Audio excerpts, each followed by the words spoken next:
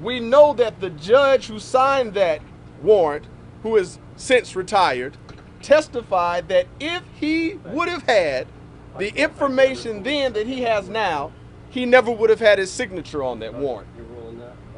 Like Attorney Davis just said, what does this say to the justice system? And quite frankly, what does this say to law enforcement? It says it's okay to falsify documents. It says it's okay to have inaccurate information on documents that ultimately lead to the near-death injuries of a toddler. No one's been asking for anything more or anything less than fairness.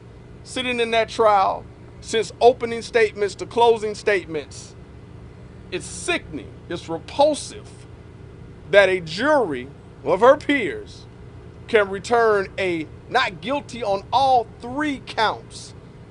They called her a scapegoat, the defense. They called her a sacrificial lamb. Well, usually scapegoats and sacrificial lambs are totally disconnected from anything that happened. We know that Nikki Archery is not that she was one of the main orchestrators. So for one that's been with his family from day one, for one that's sat through this trial since day one, cannot believe it. It speaks volumes to this justice system.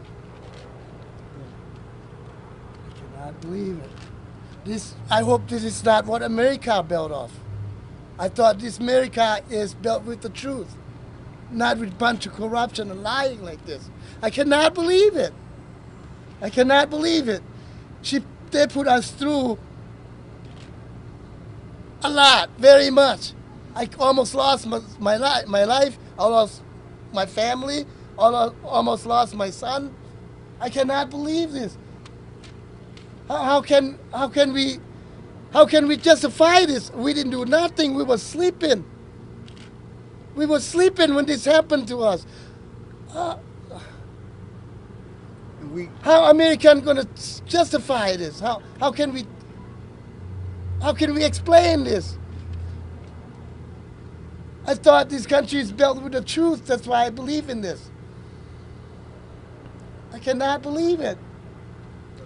We again, we thank the U.S. Attorney for taking the case up, because we have been in a number of situations, Mr. Coleman, who is a community activist, and myself, where we have sought federal intervention. And so we, in this instance, we got federal intervention. We didn't think we should have had to go all the way to the feds to try to get justice, but that's what we did. The U.S. Attorney's Office, we believe, put up a sound case, a case that should have brought back a different result.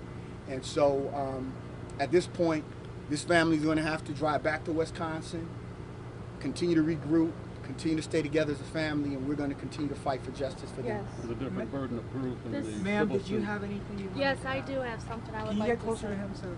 You got to switch. Let's switch. Come forward. I myself, I have to say, I'm very disappointed to see just how racist everybody sticks together as racist people.